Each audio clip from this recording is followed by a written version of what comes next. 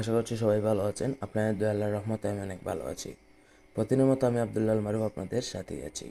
আজকে একটি টিউটোরিয়াল নিয়ে আপনাদের মাঝে হাজির হয়েছি। আজকে আমি আপনাদের দেখাবো কীভাবে এমএস এক্সেল দিয়ে আপনারা যে কোনো প্রোডাক্টের বারকোড তৈরি করে নেবেন। তো দেখে নেওয়া যাক। আমি আমার এমএস এক্সেলটা ওপেন করব। আমার কিছু প্রোডাক্টের তৈরি করা আছে, ধরেন প্রোডাক্ট নেম, প্রোডাক্ট কোড। আমি এখন বারকোড তৈরি করব।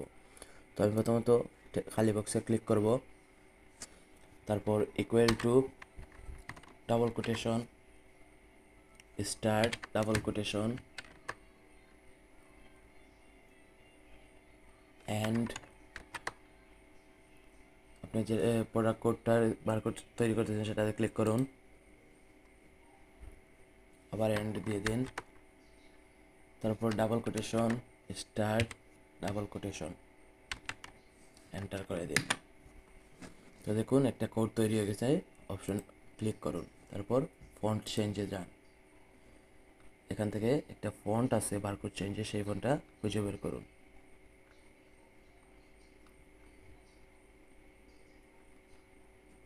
দেখুন আইডি অটোমেশন।